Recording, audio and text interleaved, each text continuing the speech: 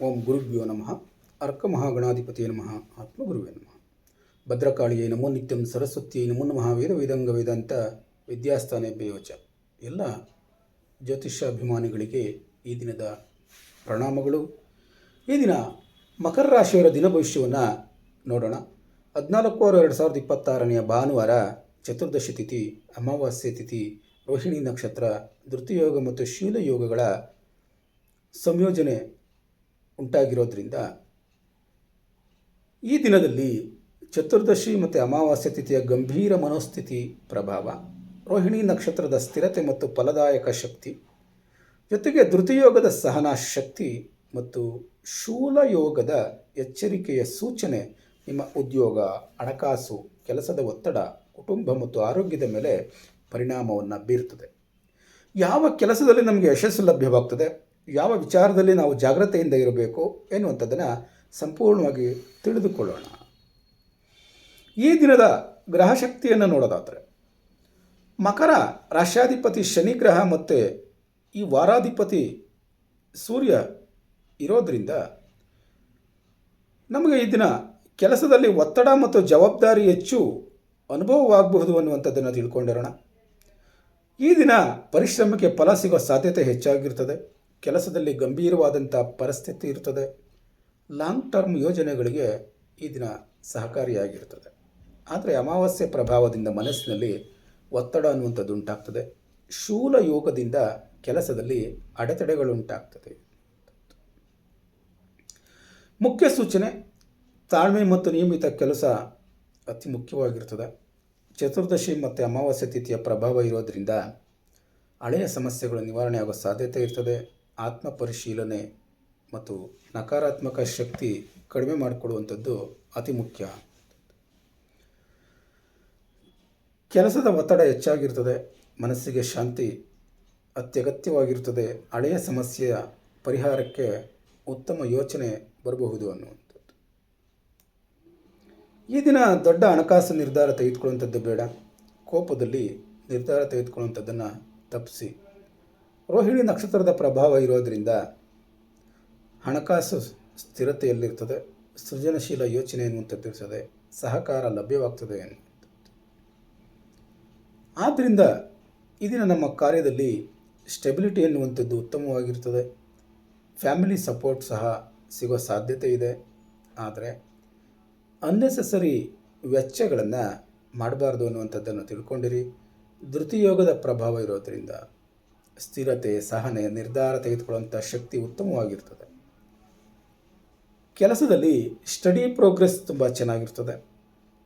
ಆದರೆ ಪ್ಲ್ಯಾನಿಂಗು ಸೂಕ್ತ ರೀತಿಯಲ್ಲಿ ಮಾಡೋದರಿಂದ ಸಕ್ಸಸ್ ಅನ್ನುವಂಥದ್ದು ಬರ್ತದೆ ಅನ್ನುವಂಥದ್ದನ್ನು ತಿಳ್ಕೊಂಡಿರಿ. ಇದಕ್ಕೋಸ್ಕರ ಹಿರಿಯರ ಸಹಕಾರ ಲಭ್ಯವಾಗ್ತದೆ. ಶೂಲಯೋಗದ ಪ್ರಭಾವ ಇರೋದರಿಂದ ಕೆಲಸದಲ್ಲಿ ಸ್ವಲ್ಪ ಅಡೆತಡೆಗಳು ಉಂಟಾಗಬಹುದು. ಸಣ್ಣ ವಾದ ವಿವಾದಗಳು ಉಂಟಾಗ್ಬೋದು. ಪ್ರಯಾಣದಲ್ಲಿ ಜಾಗ್ರತೆ ಇರಲಿ. ವಾಹನ ಚಾಲನೆಯಲ್ಲಿ ಜಾಗ್ರತೆ ಇರಬೇಕು. ತುರ್ತು ನಿರ್ಧಾರಗಳನ್ನು ಕೈಗೊಳ್ಳುವಂಥದ್ದು ಬೇಡ. ಡಾಕ್ಯುಮೆಂಟ್ಗಳನ್ನ ಪರಿಶೀಲನೆ ಮಾಡೋದನ್ನು ಮರಿಬೇಡಿ. ಉದ್ಯೋಗದ ಫಲ ಇರೋದರಿಂದ ಯಾವ ರೀತಿ ಉದ್ಯೋಗದ ಫಲ ಸಿಗ್ತದೆ? ಮಕರ ರಾಶಿಯ ಉದ್ಯೋಗಸ್ಥರಿಗೆ ಇಂದು ಮಿಶ್ರ ಫಲ ಸಿಗ್ತದೆ. ಆದರೆ ಸ್ಥಿರವಾದಂಥ ಪ್ರಗತಿ ತರುವಂಥ ದಿನ ಇದಾಗಿರ್ತದೆ. ಉದ್ಯೋಗದಲ್ಲಿ ಪೆಂಡಿಂಗ್ ಇರುವಂಥ ಕಾರ್ಯಗಳನ್ನ ಮುಗಿಸುವಂಥ ಸಾಧ್ಯತೆಗಳು ಬರ್ತದೆ. ಜವಾಬ್ದಾರಿ ಅನ್ನುವಂಥದ್ದು ಹೆಚ್ಚಾಗ್ತದೆ. ಆಫೀಸ್ ಪೊಲಿಟಿಕ್ಸ್ಗಳಿಗೆ ನೀವು ಎಂಟ್ರಿ ಕೊಡೋದಕ್ಕೆ ಹೋಗಬೇಡಿ. ಏಕೆಂದರೆ ಈ ದಿನ ನಿಮ್ಮಲ್ಲಿ ಓವರ್ ವರ್ಕ್ ಜಾಸ್ತಿ ಇರೋದರಿಂದ ನಿಮಗೆ ಒತ್ತಡವನ್ನು ಕಲ್ಪಿಸ್ತದೆ. ಆದರೆ ಶಾಂತ ರೀತಿಯಿಂದ ಮುಂದುವರಿದು ಜಯ ಖಂಡಿತ ಲಭ್ಯವಾಗ್ತದೆ. ಕ್ಷೇತ್ರವಾರು ಉದ್ಯೋಗ ಫಲ ಹೇಗಿರ್ತದೆ ಅಂತ ನೋಡೋದಾದರೆ, ಆಡಳಿತ ಕ್ಷೇತ್ರದಲ್ಲಿ, ಮ್ಯಾನೇಜ್ಮೆಂಟ್ ಕ್ಷೇತ್ರದಲ್ಲಿ ನಾಯಕತ್ವದ ಅವಕಾಶಗಳು ಲಭ್ಯವಾಗ್ತದೆ. ನಿಮ್ಮನ್ನು ನೀವು ಗುರುತಿಸ್ಕೊಳ್ಳೋದಕ್ಕೆ, ನಿಮ್ಮ ತನವನ್ನು ತೋರಿಸೋದಕ್ಕೆ ಈ ದಿನ ಉತ್ತಮವಾಗಿರ್ತದೆ. ಟೀಚಿಂಗ್ ಕೆಲಸ, ಕೌನ್ಸಿಲಿಂಗ್ ಕೆಲಸ ಮಾಡೋಂಥವ್ರಿಗೆ ಸ್ಟಡಿ ರೆಸ್ಪಾನ್ಸ್ ಇರ್ತದೆ. ಏರಿಳಿತಗಳು ಇರೋದಿಲ್ಲ. ನಿಮ್ಮಲ್ಲಿ ಒಂದು ಕಮಿಟ್ಮೆಂಟ್ ಅನ್ನುವಂಥದ್ದು ಹೆಚ್ಚಾಗಿರ್ತದೆ. ವ್ಯವಹಾರದಲ್ಲಿ ತಾಳ್ಮೆಯಿಂದ ಲಾಭ ಅನ್ನುವಂಥದ್ದು ಸಿಗ್ತದೆ. ಹೊಸ ಎನ್ಕ್ವೈರಿಗಳು ಸ್ಟಾರ್ಟ್ ಆಗ್ತದೆ. ನಿಧಾನವಾಗಿ ಅಭಿವೃದ್ಧಿ ಅನ್ನುವಂಥದ್ದು ಉಂಟಾಗ್ತದೆ. ಹಣಕಾಸಿನ ವಿಚಾರದಲ್ಲಿ ಉಳಿತಾಯ ಮಾಡೋದಕ್ಕೆ ಒಳ್ಳೆ ಅವಕಾಶಗಳು ಲಭ್ಯವಾಗ್ತದೆ. ಆದ್ರೂ ದೊಡ್ಡ ಇನ್ವೆಸ್ಟ್ಮೆಂಟ್ ಮಾಡುವಂಥದ್ದು ಬೇಡ. ರಿಸ್ಕ್ ರಿಸ್ಕು ಇರುವಂಥ ಕ್ಷೇತ್ರಗಳಲ್ಲಿ ವ್ಯವಹಾರವನ್ನು ಮಾಡುವಂಥದ್ದು ಬೇಡ. ಕಮಿಟ್ಮೆಂಟ್ಗಳನ್ನು ಮಾಡ್ಕೊಳ್ಳೋದಕ್ಕೆ ಹೋಗಬೇಡಿ. ರಿಸ್ಕ್ ಇರೋ ಜಾಗದಲ್ಲಿ ಕಮಿಟ್ಮೆಂಟ್ ಬೇಡ.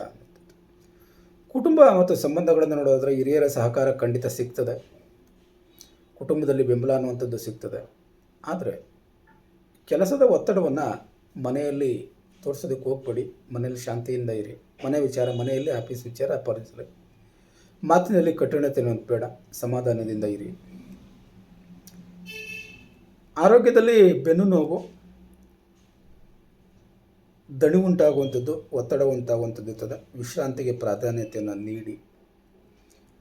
ಪರಿಹಾರಕ್ಕೋಸ್ಕರ ಸುಬ್ರಹ್ಮಣ್ಯ ಸ್ವಾಮಿಯ ಪ್ರಾರ್ಥನೆಯನ್ನು ಮಾಡಿ. ಕೊನೆಗೊಂದು ಕಿವಿಮಾತು: ತಾಳ್ಮೆ, ಪರಿಶ್ರಮ ಮತ್ತು ಶಿಸ್ತು ಕಾಯ್ದುಕೊಂಡರೆ ಸವಾಲುಗಳ ನಡುವೆಯೂ ಸ್ಥಿರವಾದಂಥ ಹೆಸರು ಮತ್ತು ಗೌರವ, ಸಕ್ಸಸ್ಸು ಎಲ್ಲವನ್ನು ಕಾಣುವಂಥ ಅವಕಾಶಗಳು ಇರ್ತದೆ. ಈ ದಿನದ ದಿನಭವಿಷ್ಯವನ್ನು ತಾಳ್ಮೆಯಿಂದ ಕೇಳಿದಂಥ ನಿಮಗೆಲ್ಲರಿಗೆ ಧನ್ಯವಾದಗಳು. ದಯವಿಟ್ಟು ಚಾನಲನ್ನು ಸಬ್ಸ್ಕ್ರೈಬ್ ಮಾಡಿಕೊಳ್ಳಿ. ನಾಳೆ ದಿನಭವಿಷ್ಯದೊಂದಿಗೆ ಮತ್ತೆ ಭೇಟಿಯಾಗೋಣ.